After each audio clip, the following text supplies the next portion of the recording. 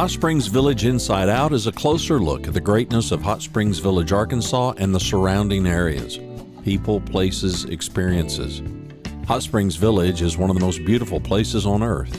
Join me, Randy Cantrell, and my co-host Dennis Simpson as we engage in weekly conversations to explore Hot Springs Village Inside Out. Today's show is brought to you by Central Arkansas's favorite radio station, KVRE. Find them on the dial at 92.9 FM. Stream them live at kvre.com.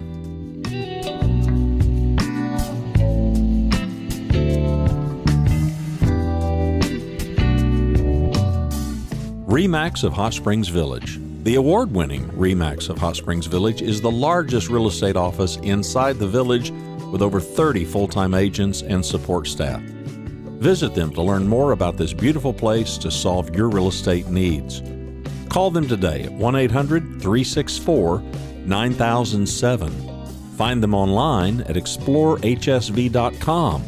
They are RE/MAX of Hot Springs Village at 1-800-364-9007 or online at explorehsv.com. Ike Eisenhower State Farm. Ike and his award-winning team have been serving the insurance needs of folks all around Hot Springs Village since 1998. Ike has qualified for State Farm's President's Club, Chairman's Circle, and Hot Springs Village Insurance Agent of the Year. Call Ike Eisenhower State Farm today at 501-984-4100. That's 501-984-4100. Find them online at ikeeisenhower.net. Call them today for all your insurance needs because, like a good neighbor, Ike Eisenhower State Farm is there. Here with Mr. Jason this week. Mr. Jason Hunt at the Home Plate Cafe, but I don't think you're at the Home Plate Cafe today. No, they let me off once in a while, so I'm actually at my house.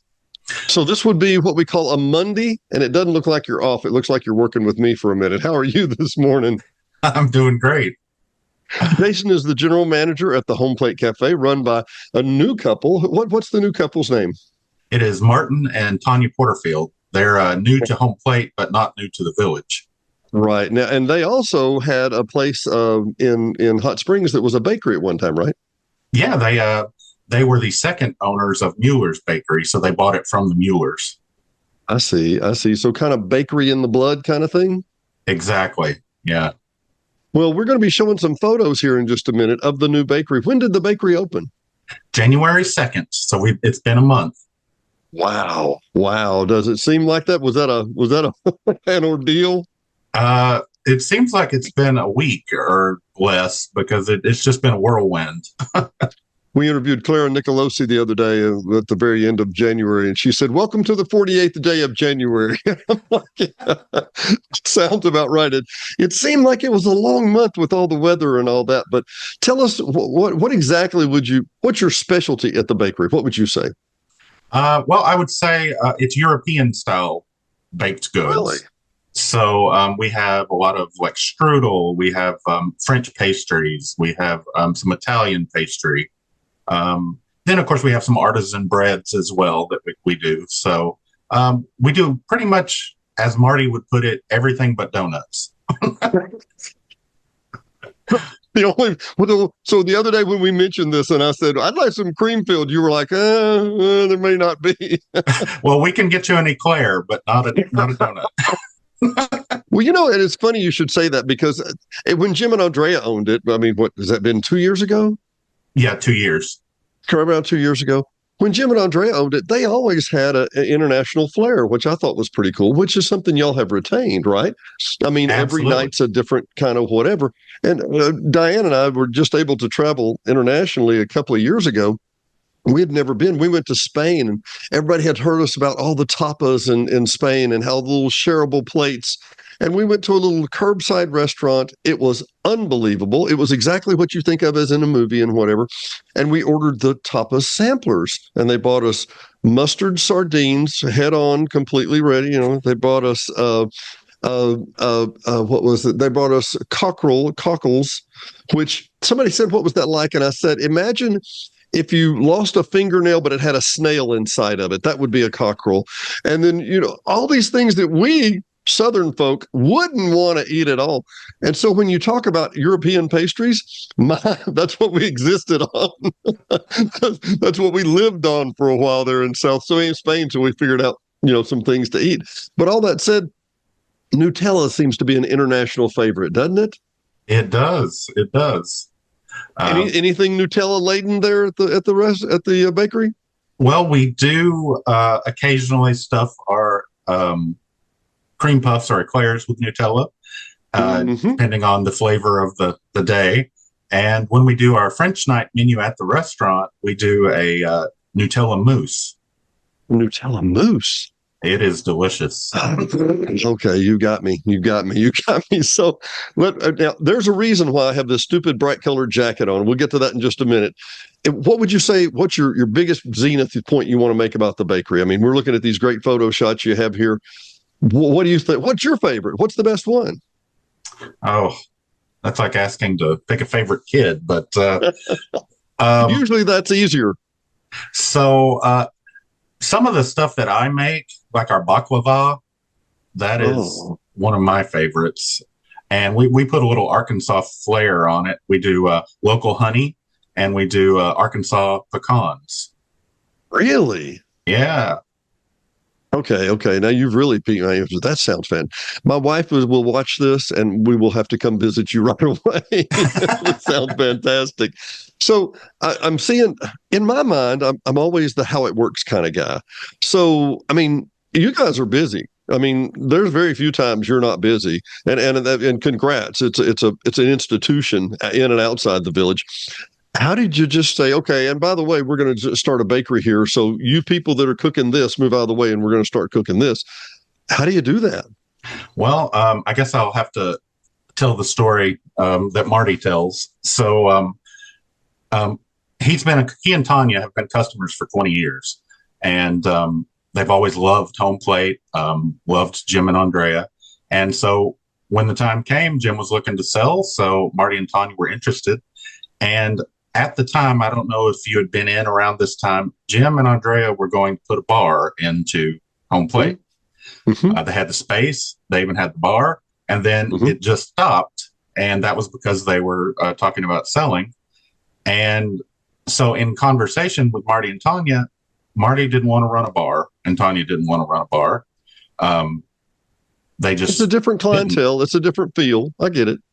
And so what they said was, we have all this bakery experience. We would really love to do a commercial bakery and retail. So construction stopped on the bar, and they ripped out the bar. And pretty soon we were, after the sale went through, they started the bakery process. And it's all cooked there in-house with everything else, the same equipment and everything, right? Absolutely. I mean, of course, anyone who is a longtime customer will know it took an act of Congress to get all this equipment, because it was right around COVID and, all these supplier shortages. So I think our bread oven, which is, wall sized, it does like 100 loaves of bread at a time. It was stuck in a crate, I think, in China for months and months and months. So we finally got all the ovens, the mixers, the tables, everything finally came in. And then, of course, we had to deal with contractors and getting everything hooked up. And the process went from being 3 or 4 months or 6 months to a 2-year process, basically. Oh, wow. Well, I remember before even that, Andrea was going to make it like a boutique shop or something like that, little space added onto the side. Yeah, but they did that. I had Jim and Andrea on another show I had called Village Venues, where we would talk about things that were coming out in the village, that had venues, the dance and restaurants and whatever. And I asked them how many times they had added on, and I think it was 6. I think. Yes. It wasn't a KFC. That was El Portón. It was a dairy bar. It was a dairy bar. That's the biggest, most fancy dairy bar I've ever seen in my life. And what are your hours? What do y'all do these days? We're 7 days a week, 7 a.m. to 8 p.m. Monday through Saturday, and Sunday we get a little break. It's 8 a.m. to 2 p.m. 8 a.m. to 2 p.m. So if you want to eat at the home plate, you better be there by noon or just right after, right? Yes, that's when the church crowd pulls in. Wow. So you get a day off, and this happens to be it. Once again, this doesn't look like a day off to me, but that's kind of like running a restaurant, right? It's a lot like running a dairy. Everything has to be milked every day, right? Absolutely. So I've got this silly jacket on for a reason. What are we doing every Tuesday these days? Well, we are doing a New Orleans Mardi Gras. Now, does the jacket make sense? Does it Yes. a little more? There we go. A little more shine in the shimmer there. No, actually, and I didn't even mention this to you, Jason. I'm sorry. I meant to tell you, we're going to do a special episode. This will drop on Sunday, this coming Sunday, which would be what is that? The 7th, 8th, 9th? It'll be Super Bowl Sunday. Duh. Super Bowl Sunday. Yeah. And because we want to promote the fact that Tuesday, every Tuesday, not just this Tuesday, which will be Fat Tuesday. Is that right? We've got 2 more before Fat Tuesday. Okay, so we've got 2, but so the point is every Tuesday you'll be celebrating Fat Tuesday, but the real Fat Tuesday will be is it the last one of the month, I think? I think it's the second or third one of the month. It falls around Valentine's Day this year. Oh, I got you. Well, that's okay. So that's this next. Yeah. That's a week. Okay. A week from today would be the day after the Super Bowl, and then Valentine's Day is that week. So it's going to be right. Anyway, all that said, every Tuesday in February, what are we going to do? Well, we're going to do some great starters to begin with. We got a Bourbon Street shrimp, which is our hand-breaded jumbo shrimp. And then we toss it in a house-made bourbon barbecue sauce. Offline there, we were talking about the changes that have happened at the home plate in that, there's a little bit different demographic. I know the prices are just a little different, but there's a whole lot difference in the food. But tell me what your experiences have been. I mean, when you became manager, what was different or better? Well, I, of course, went from working in the kitchen and serving and doing just about everything to being made general manager after several years. I worked with the former owners and I worked with current owners. So I've got a pretty good perspective on the changes. And I know when Marty and Tanya came in, they wanted very much to not make all these drastic menu changes because don't mess with what works. However, we wanted as a group, even the employees, to, sort of up the quality of the ingredients.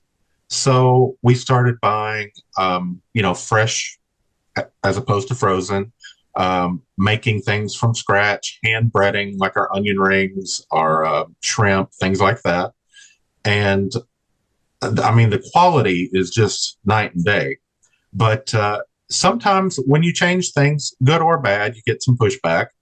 And one interesting and funny thing is that for years and years, our chicken fried steak, which is one of our top sellers, has been. It is delicious, but it has been a frozen hamburger patty that is hand breaded and fried.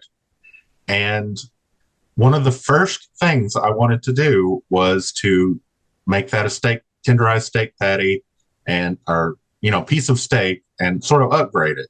So we did.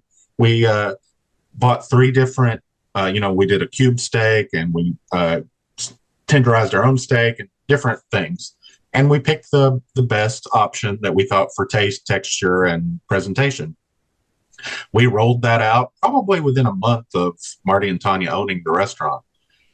And you would have thought we killed someone with the... Really? Yes, I'm telling you, there was a revolt of customers. And I don't know what it is, but we were forced to go back to the frozen patty that we hand bread. Are you serious? Yes, and I don't understand it completely, but it is what it is. We brought it back. They love it. I've eaten it myself. It is delicious, but we do get flack from people that come in and say, I can't believe you're breading a hamburger patty and calling it chicken fried steak. Well, I'm right there with you, but when people are acting like we did something awful by using steak, what can you do? Like we defaced the Mother Mary or something, right? Like we did some Exactly. kind of sacrosanct thing. I think a lot of times, change. Boy, change is just to the demographic, and we're talking about change here. I mean, that's part of the deal. And I want to go back to the Mardi Gras special. These are great, Uh-huh. but the bottom line is that sometimes it doesn't matter if the change is better or worse. It's just change, and people didn't want change, right? Right. You're right. Yeah. Right. So how many years? I meant to ask, how many years have you worked at the home plate, one way or the other? 5 years now. 5 years. So when Jim and Andrea sold, you went from being just like assistant manager to manager, or what was that? Well, so there was not a general manager position, but I was under Jim and Andre as kitchen manager. They had made me kitchen manager 2 or 3 months prior to selling. And so when they texted all the employees and let us know that they were selling, I was like, oh no, what's going to happen? And they said, no, particularly you, don't worry. We want you to come and meet with Marty and Tanya. So I did come in, and Marty and Tanya's feeling was that with the bakery and the restaurant and, front of house, back of house, all these different balls in the air, they needed someone who was over all of that, under them, but over all of that. So they offered me a general manager position, and I took it and ran with it. Congratulations. And I've been wanting to ask about this too. One of the other things that it didn't matter to the food, but I noticed there were a lot of digital changes. We've got at service ordering, at service credit cards. Was that a big deal? Yeah. I am all about technology, and as far as it can help you. Yeah. So the POS, our point of sale system that we used at the time, was a micro system, and it was ancient. Mm-hmm. I'm telling you, ancient. 90s. It was not. Yeah. I used to sell them. I know that was a 90s model, or early 2000s, late 90s. It was a pain even getting customer service on it. I mean, it was a process. So also, it was just so cumbersome, whether you were changing prices or getting reports or what have you. So we immediately looked at different point of sale options, and we found a cloud-based option. It's called Toast. It just did everything we needed. I can, at an instant from my phone or home, see what's happening at the restaurant, what we're selling. I can refund customers from home. I can do it all. So that system really helped. I have been an IT tech for over 31 years. And I remember thinking early on, one of my very first engagements here at the Village was that I actually had a presentation at the DeSoto Center, and we ran a phone line out the back wall, down through the kitchen, back in the back, and plugged in a dial-up RJ11 so we could dial up Little Rock and get the internet from Aristotle that was only 50 cents an hour. Oh my God, what a deal. And we were showing people how to, in 1998, I'm not exaggerating, we showed them how to invest online, and it was unbelievable. Right. But I remember at that time, technology for technology's sake is stupid. Technology for the improvements that it can bring to your life is just great. But I remember thinking, you can work from anywhere. That's great. What I missed, Jason, was you can work from anywhere all the time, 24 hours a day, 365 days a week, at the beach, at the lake, at the ocean, on a boat. Now you are singing my song. I can do a refund from home, but why would I want to? Well, I mean, I'm obviously dedicated to the restaurant, and we got a new phone system recently, and it's sort of an auto attendant where you can push a button, that sort of thing. Well, I want it to be available, so when you push a button to get the general manager, it rings my cell phone. Doesn't matter night or day what's going on, they can get a hold of me. I like you, Jason, but what were you thinking? Speaking of that, and I'm joking, Tuesday nights beginning at 4 p.m. That's this coming Tuesday night, and all the Tuesday nights of February, we're going to be doing that Mardi Gras. That's how it's spelled, right? Mardi Gras? No? That's right. Mardi Gras. But let me give you an idea. By the way, Diane and I took a cruise last month, and we came back to NOLA on the cruise, and we got off the ship, looked at the map, and it was sleeting snow in Texarkana. Wasn't doing anything in the village yet. Now it was 12 degrees, but it wasn't sleeting snow. So we decided to stay a little while in NOLA, and we just started doing some research. Did you know that Bourbon Street in New Orleans was named Bourbon Street before the word bourbon ever existed for a liquor? Did you know that?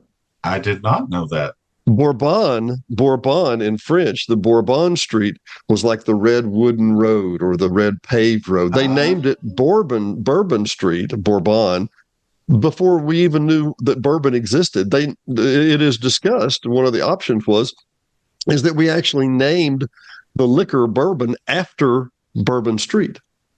Wow. Anyway, I've been there many times and didn't know that.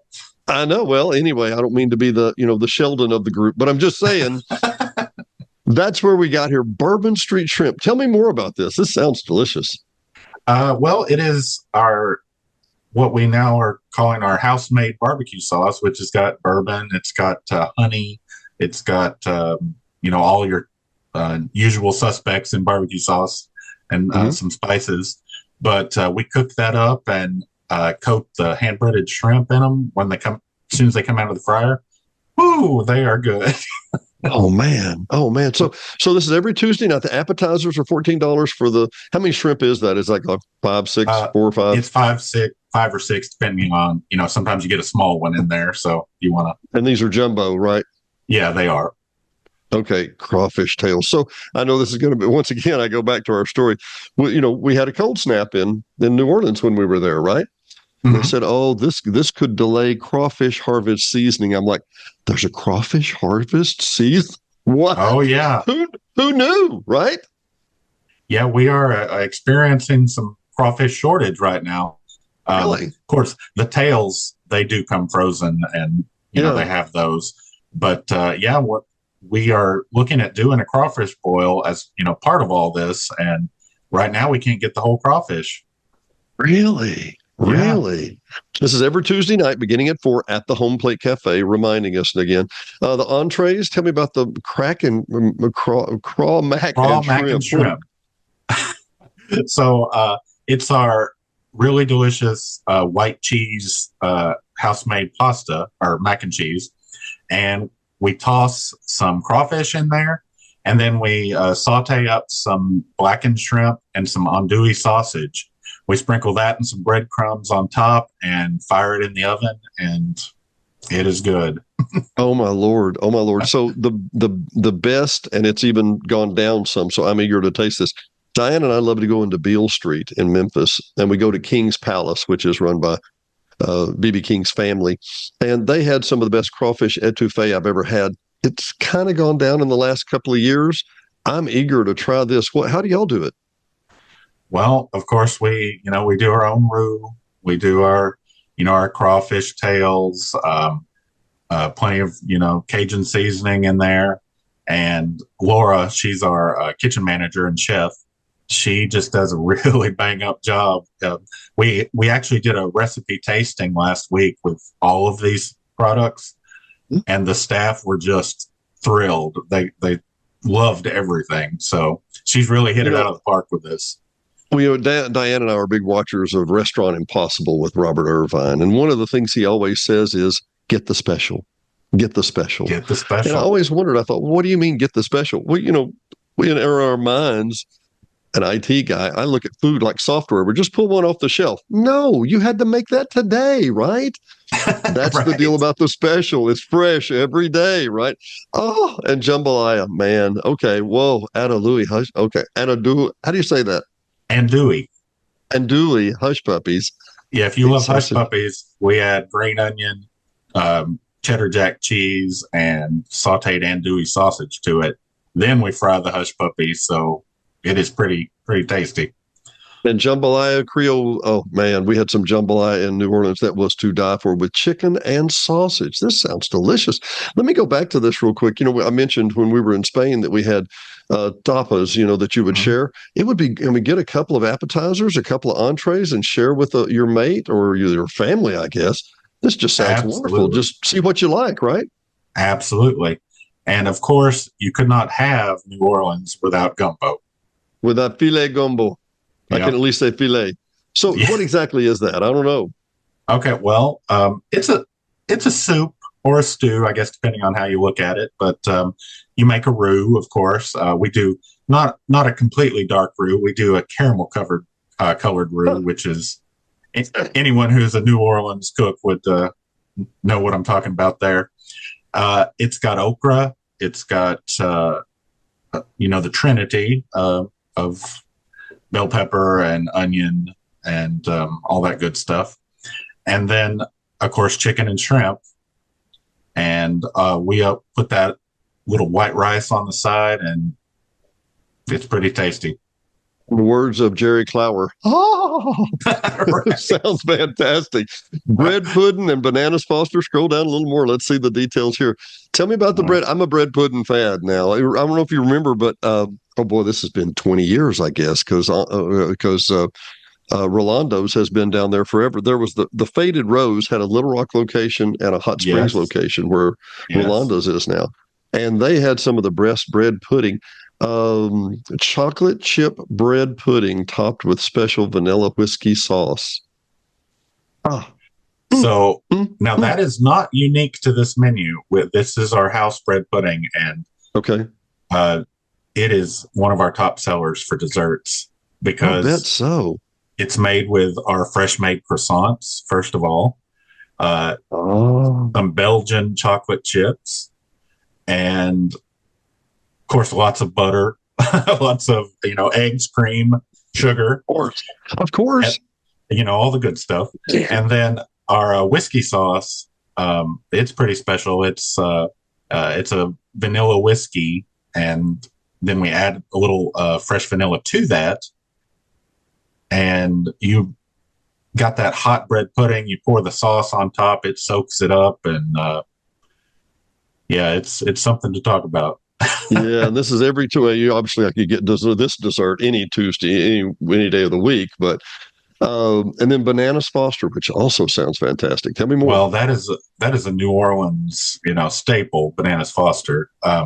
We don't do it tableside, unfortunately, but we do pretty much have the same recipe. It's your your butter, your brown sugar, your cinnamon, your rum, and we do flambe the rum with the bananas and everything.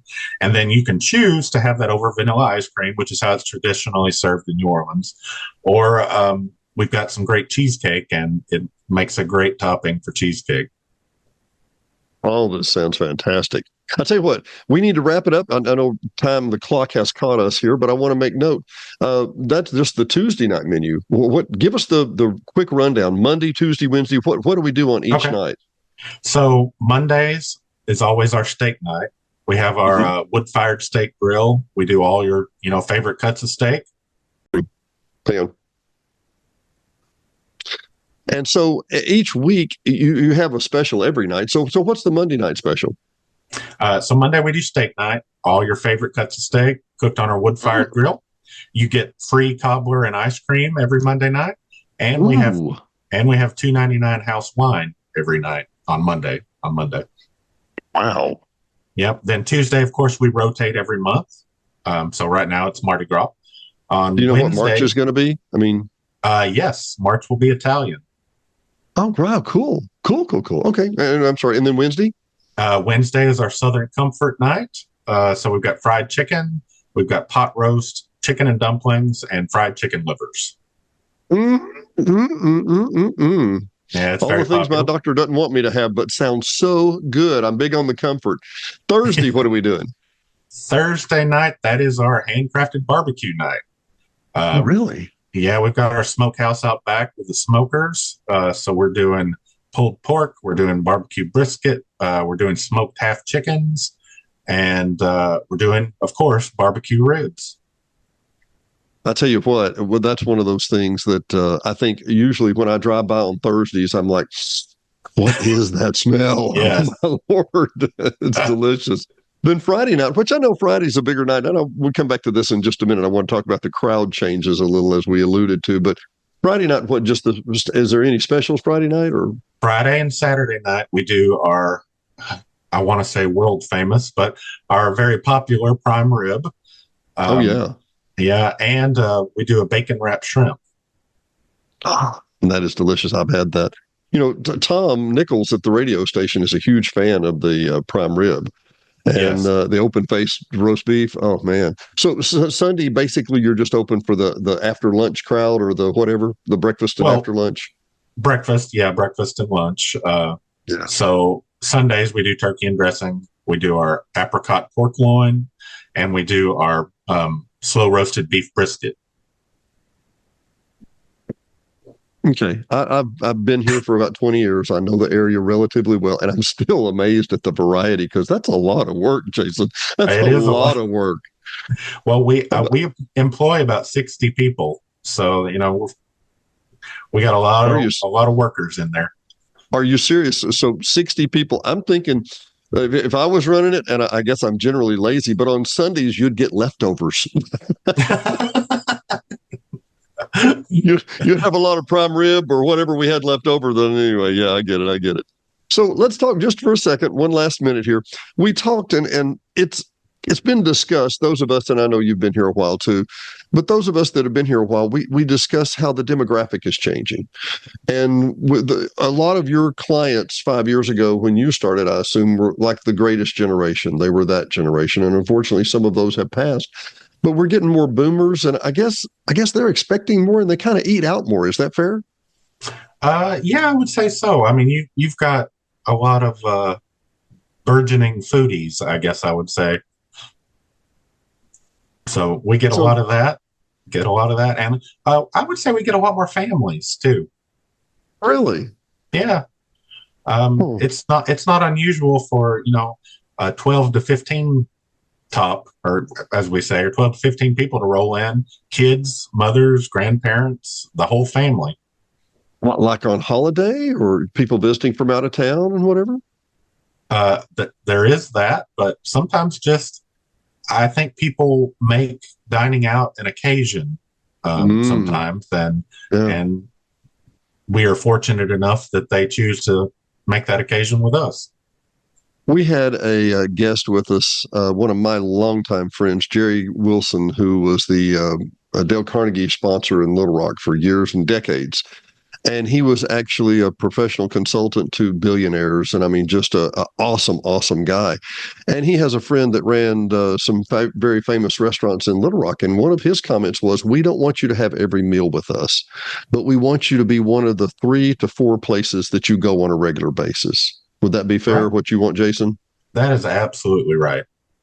We do have people that eat there every day, but not everyone can or wants to do that. Although with our 9-page menu, you can generally find something different every day. And, well, more and more, I'm seeing a lot of people that, when they come to book at our units or they're asking me just in general on social media, where's a vegan place to go eat? Well, you guys are as good as any. We don't have a lot of just plain vegan places, but Right. y'all, I mean, you got a lot of great vegan options on the menu. I think it's wonderful. Yeah, I mean, what you do find some. I guess you have to sort of keep up with the times. We have to cater to gluten-free and to vegetarian, vegan, all of those sort of things.